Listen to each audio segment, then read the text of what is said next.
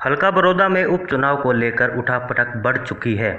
ऐसे में तमाम नेताओं का आवागमन जारी है। इसी बीच आज हमारे साथ है कांग्रेस के वरिष्ठ नेता व एक्स सर्विसमैन कर्नल रोहित मोर। आइए उनसे जानते हैं बड़ौदा हल्का का हालचाल। हाँ जी, नमस्कार विशेष साहब। तो सबसे पहले मैं जानना चाहूँगा कि आपका राजनीतिक कैरियर है वो कैसे शुरुआत हुई आपकी? आप राजनीति में आए हैं, आप एक्स आर्मी सर्विसमैन रहे हैं, क्योंकि देखो जो बंदा देश की सेवा करता है अब वो सोच रहा है कि हम यहाँ रहकर भी हम अपने जनता की सेवा करें। तो इसके बारे में आप एक बार अपना परिचय दीजिए, कैसे आप इस राजनीति में आए? देखिए, मैं हरियाणा कांग्रेस का एक्स सर्विसमैन डिपार्टमेंट का चेयरमैन हूँ पिछले 6 साल से, और मैं डीआरडीओ में और सेना के अलग अलग पदों के ऊपर, बड़े पदों के ऊपर रहा हूँ। और उस समय चौधरी भूपेंद्र सिंह हुड्डा साहब की सरकार थी। हरियाणा में वो बहुत अच्छा काम कर रहे थे और उनकी विकास और डेवलपमेंट और टेक्नोलॉजी को साथ में लेकर काम करने की जो उनका एक तरीका था, उससे मैं बहुत इम्प्रेस हुआ, बहुत मुतासिर था। तो उसको देखते हुए मुझे भी ऐसा लगा कि मुझे भी अपनी राजनीतिक के अंदर अपनी एक शुरुआत करनी चाहिए, ताकि मैं उनके हाथ मजबूत करूं और टेक्नोलॉजी के ज़रिए इस बड़ौदा हल्के को और हरियाणा में बहुत कुछ हम कर सकते हैं, तो उसमें अपना योगदान दूं। और भाई दीपेंद्र वो खुद भी इंजीनियर हैं, मैं भी एक इंजीनियर हूं, तो मैंने ये सोचा कि अच्छे लोग सामने आए और बढ़िया काम करें। हमारे हरियाणा को पूरे ग्लोबल लेवल पर एक टेक्नोलॉजी की एक जगह, जैसे कैलिफोर्निया अमेरिका में सिलिकॉन वैली के नाम से जानी जाती है, इस तरह से हम सब मिलजुल कर इस हरियाणा प्रदेश को ऐसा टेक्नोलॉजिकल जाइंट बना दें पूरे विश्व में, जिसकी हर जगह चर्चा है। तो मैं जानना चाहूँगा सर कि जो हमारी चुनाव को लेकर राजनीति है, वो आपने क्या रणनीति अपनाई है, इसके बारे में सर? पिछले 6 साल से हमने वन रैंक वन पेंशन के लिए पूरे देश भर में 72 सेंटरों के ऊपर लड़ाई लड़ी है, और जंतर मंतर से हमने ये वन रैंक वन पेंशन की मुहिम चलाई, और पूरे देश भर के जो सैनिक हैं, पूर्व सैनिक हैं, उसको इसका फ़ायदा मिलेगा। अभी वो पूरी तरह से 100% लागू नहीं हुई, लेकिन ऐसा उसका कुछ भाग लागू हो चुका है। तो इसके साथ साथ पिछले 6 साल के अंदर कांग्रेस पार्टी की जहाँ कहीं पे भी चुनाव हुए, चाहे वो यूपी में हुए, महाराष्ट्र में हुए, मध्य प्रदेश में हुए, राजस्थान में हुए, हिमाचल प्रदेश में हुए, कर्नाटका में हुए, हर जगह पर हमने पूर्व सैनिकों को जोड़ा है, और कांग्रेस पार्टी को बहुत मजबूती मिली है और चुनाव के अंदर फ़ायदा भी बहुत मिला। तो 100 से ज़्यादा हमने प्रेस कॉन्फ्रेंसेस पूरे देश भर में की हैं। वन रैंक वन पेंशन की लड़ाई लड़ी है। गोहाना की कैंटीन जो 2007 के अंदर ये खुलवाने का काम भी मैंने किया। तब मेरा कोई राजनीतिक इच्छा नहीं थी कि मैं राजनीति में आऊँगा। ये संयोग ऐसे बने कि 2013 में मैंने अपनी मौजूदा जॉब को छोड़कर राजनीति के अंदर प्रवेश किया, लेकिन उस समय नहीं था। तो आज इस गोहाना कैंटीन को जो मैंने 2007 में खुलवाई थी, मुझे मालूम था कि मेरे इलाके के अंदर लोगों को कितनी तकलीफ होती है, और सोनीपत जाना पड़ता है, और 70-80 किलोमीटर का सफ़र तय करके आप सोनीपत जाते हो। तो जिस तरह की समस्याएं थी, उनको देखते हुए तो जिला स्तर पे कोई भी कैंटीन नहीं है, उसके बावजूद हमने एक सोनीपत का ब्रांच ऑफिस बनाकर इस कैंटीन को स्थापित करने का काम किया। और जगह हमें उस टाइम पे चौधरी भूपेंद्र सिंह हुड्डा साहब की सरकार थी, उनसे हमने रिक्वेस्ट किया, सैनिक गेस्ट हाउस को जगह दी, और हमने उसके ऊपर एक आलीशान कैंटीन बनाने का काम किया। और आज 10,000 पूर्व सैनिक और सैनिक परिवार इसका फ़ायदा उठा रहे हैं, बड़ौदे और गोहाना के। तो ये सब काम हमने किए। इस बैकग्राउंड के साथ आज मैं इस स्थिति में हूँ कि मैं ये कह सकता हूँ कि मैंने इस हल्के के लिए, देश में पूर्व सैनिकों के लिए और इस एरिया के लोगों के लिए काम किया है। तो आज मैं बड़ी मजबूत स्थिति में हूँ, एक बहुचर्चित चेहरा हूँ। फौजी होने के नाते देश की सेवा की और आज बड़ौदा हल्के में बड़ौदा के लोगों की सेवा करके यहाँ पे काम करना चाहते हैं और मुझे यकीन है कि हम अच्छा काम करेंगे और कांग्रेस पार्टी हमारे पर भरोसा जताएगी। तो देखिए मोदी साहब, जैसे हमारी जो जनता है, जनता ने इस बार कहा था कि हमारे जो सर्वे हुआ था, सर्वे में कहा कि वो चाहते हैं कि कांग्रेस यहाँ से लोकल कैंडिडेट को उतारे।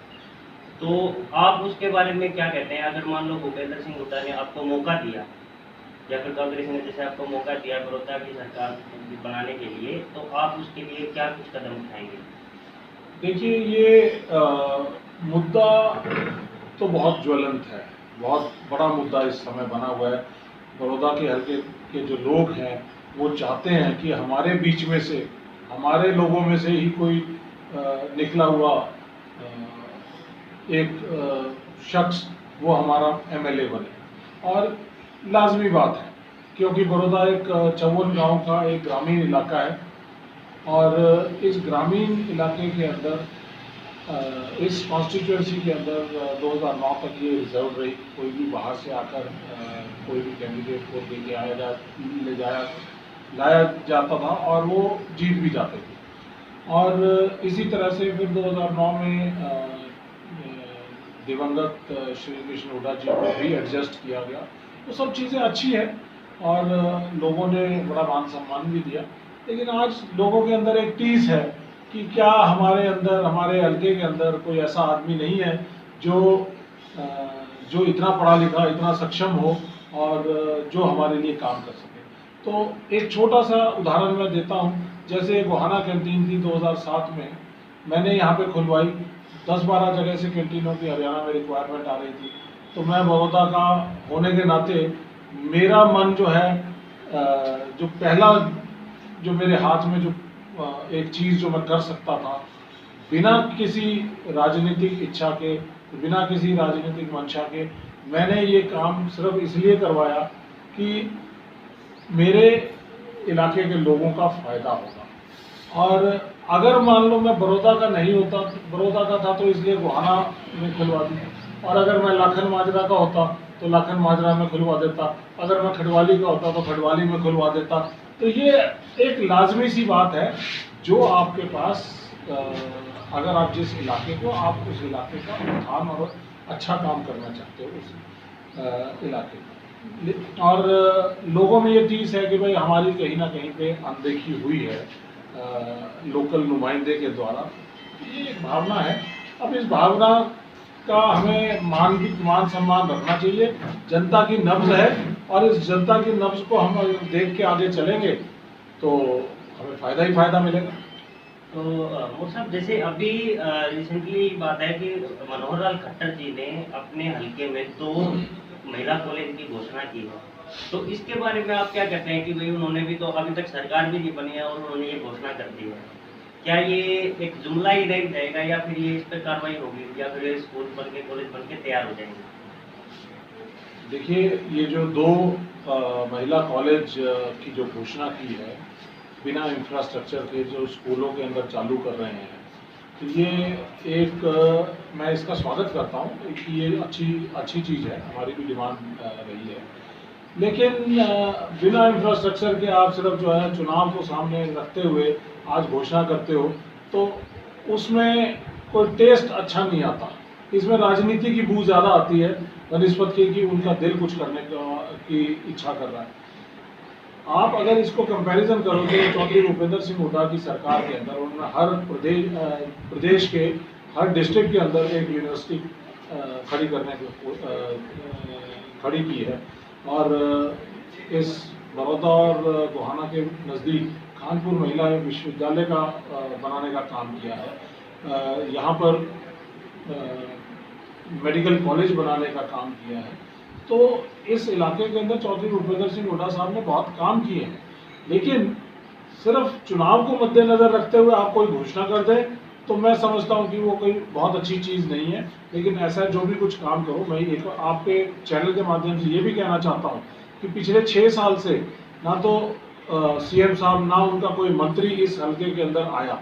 अब ये अचानक 1.5 महीने से, क्योंकि ये उपचुनाव है, इस उपचुनाव के लिए सरकार सारी की सारी यहाँ पे बिठा दी है। तो अब ऐसे लगता है कि जैसे कि हमारी राजधानी चंडीगढ़ ना होकर बड़ौदा राजधानी बन चुकी है।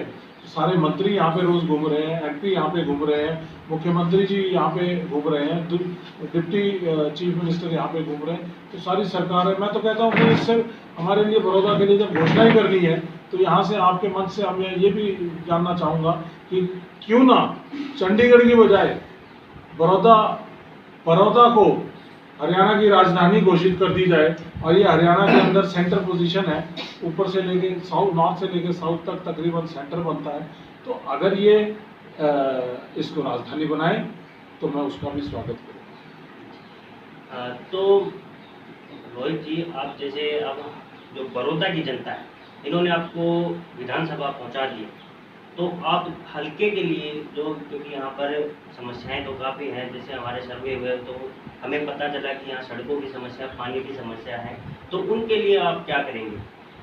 देखिए, यहाँ का बैकग्राउंड थोड़ा सा आपको इसके लिए जानना ज़रूरी है। पहली चीज़ तो ये है कि ये 2004 तक बिल्कुल ही बैकवर्ड इलाका था, पिछड़ा हुआ, नोटिफाइड बैकवर्ड इलाका था। चौधरी भूपेंद्र सिंह हुड्डा साहब की सरकार आई तो उस 10 साल के कार्यकाल में यहाँ पर बेसिक इंफ्रास्ट्रक्चर बनाने का बहुत अच्छा काम किया।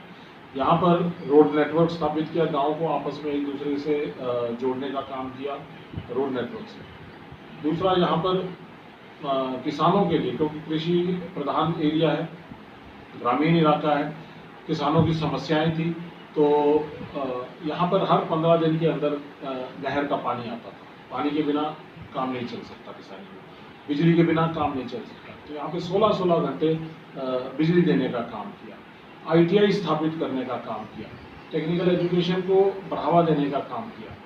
और इसके अलावा गलियों को पक्का करना, शमशान घाट हैं उनको पक्का करना, स्कूलों का इंफ्रास्ट्रक्चर को दुरुस्त करना, जहाँ पे स्कूलों में टीचर्स नहीं थे, टीचरों को यहाँ पर ट्रांसफ़र करके यहाँ पे लेके आना या भर्ती करना।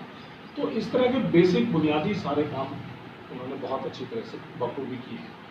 लेकिन आज ज़रूरत है उस अच्छे काम के ऊपर एक नींव, जो अच्छी मजबूत नींव चौधरी भूपेंद्र सिंह हुड्डा साहब की सरकार ने जो यहाँ पर स्थापित की है, उसके ऊपर एक आधुनिक बड़ौदा का निर्माण करने की जरूरत है। आधुनिक बड़ौदा तभी बनेगा जब हम टेक्नोलॉजी के साथ चलेंगे, जब हम यहाँ की बेसिक समस्याओं को हल करने का काम करेंगे।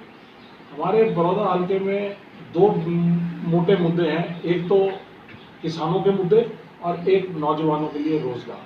किसानों का मुद्दा है कि तकरीबन 30-32 गांव हमारे ऐसे हैं जहां पे पानी हर साल जल भराव की स्थिति हो जाती है। उस जल भराव की निकासी करने की ज़रूरत है।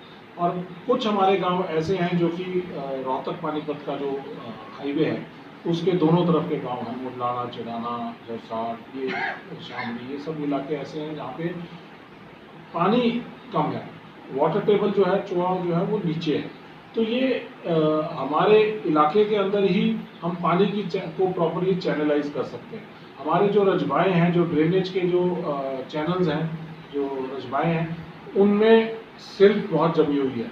तो जहाँ पे जो एक ज़माने में 12 फुट चौड़े थे वो आज 6 फुट चौड़े रह गए। पानी उसके अंदर कम से कम आधे से कम जो है पानी उसके अंदर कैरी किया जा सकता है। तो इस वजह से जो है पानी की निकासी नहीं हो पा रही है। यहाँ पर गांव के अंदर बिजली मुहैया कराने की ज़रूरत है।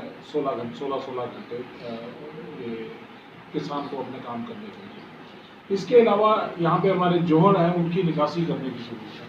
तो ये समस्याएं हैं जो कि अगर ये सब चीज़ हमने कर दी तो किसानी बेहतर हो जाएगी और रेट भी हमें जो उनका पैदावार है वो भी बेहतर हो जाएगी, गाँव की सफाई हो जाएगी। उसके अलावा हम चाहते हैं कि यहाँ पे वेस्ट मैनेजमेंट सिस्टम जो है वो आगे ले जाकर कुछ ऐसा सिस्टम तैयार किया जो वर्ल्ड ओवर पूरे विश्व भर में, जिसके अंदर चाहे यहाँ पे एनिमल वेस्ट है, ह्यूमन वेस्ट है, हाउस होल्ड वेस्ट है, एग्रीकल्चरल वेस्ट है, इस सारे से निकाल के हम ऐसे यहाँ पे संयंत्र लगा सकते हैं जहाँ से आपकी अपनी बिजली भी पैदा हो सकती है और बहुत सारे बायोफ्यूल का, इस तरह की चीज़ें, छोटे छोटे प्लांट्स हम तैयार किए जा सकते हैं। एग्रीकल्चरल बेस्ड इंडस्ट्रीज़ को हम यहाँ पे लाने का काम कर सकते हैं। और मुझे यकीन है कि अगर ये सब हम करते हैं तो युवा जो आज खाली घूम रहे हैं, इन युवाओं के लिए रोजगार पैदा करने की स्थिति पैदा होगी। तकरीबन 100 से 125 या 150 रोजगार ऐसे हैं जो कि हर गांव के अंदर पैदा किए जा सकते हैं, लेकिन उसके लिए विजन की ज़रूरत है। अगर 8वीं पास 10वीं पास या कम पढ़े हुए लोग, कम समझ के लोग नुमाइंदे होंगे तो हमारा विकास भी कम रहेगा।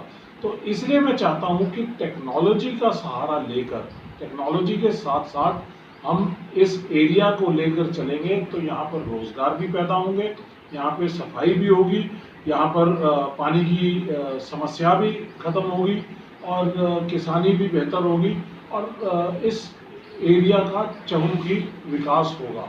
और मुझे पूरा यकीन है कि अगले 10 साल तक हम ऐसी स्थिति पैदा कर सकते हैं कि बड़ौदा हल्का सिर्फ ग्रामीण हल्का ना रहकर ये पूरे के पूरे हमारे देश के मानचित्र पर बड़े अच्छे स्थान पर आ सकता है।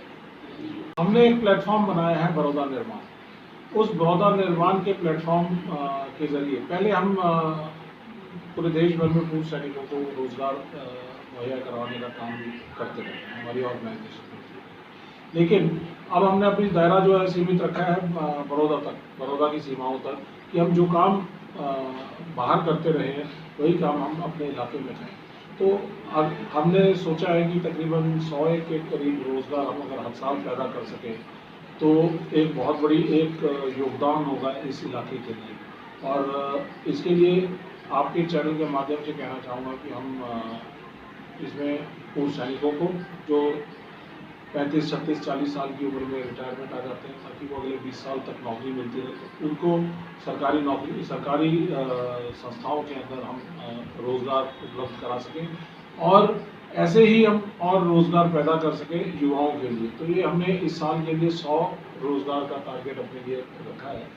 और अगर आपके पास कोई भी पूर्व सैनिक 55 साल की उम्र से कम का हो, वो अगर नौकरी का इच्छा रखता हो तो हम यहाँ पर तकरीबन 70 से 80 किलोमीटर या 100 किलोमीटर के दायरे के अंदर उनको रोज़गार कल ही प्रोवाइड कर देंगे और उसके बाद फिर हम युवाओं की तरफ जाएंगे। तो अगर ये 100 रोज़गार अगर हर एमएलए तैयार करता तो अगर 90 एमएलए और 10 एमपी हैं, 100 का मतलब ये है 10,000 रोज़गार पैदा कर सकते हैं, वो करने की ताकत रखते हैं, लेकिन उन्होंने इस तरफ काम नहीं किया। मैं चाहता हूँ कि ये सभी एमएलएज और एमपीज इस तरफ काम करें। अगर ये काम करना शुरू करें, 10-10 हज़ार नौकरियाँ अगर हर साल तैयार हो और इसमें से हमें 80% भी अगर सफलता मिलती है, 70% भी सफलता मिलती है, फिर भी हम जो है बच्चों को और लोगों को रोज़गार तैयार करके दे सकते हैं। तो ये एक बड़ी मुहिम है जो हमने चलाई है, जिसका आपके माध्यम से हम बताना चाहेंगे कि ऐसी मुहिम हर जगह चलनी चाहिए ताकि रोजगार की समस्या हल। ये थे हमारे साथ कर्नल रोहित मोहर जी, जिन्होंने बताया कि बड़ौदा हल्के में अगर उनको टिकट मिलती है तो अगर वो विधानसभा पहुंचते हैं तो वो ये इन मुद्दों पर काम करेंगे। कैमरामैन नवीन कुंडू के साथ मैं रवि वशिष्ठ।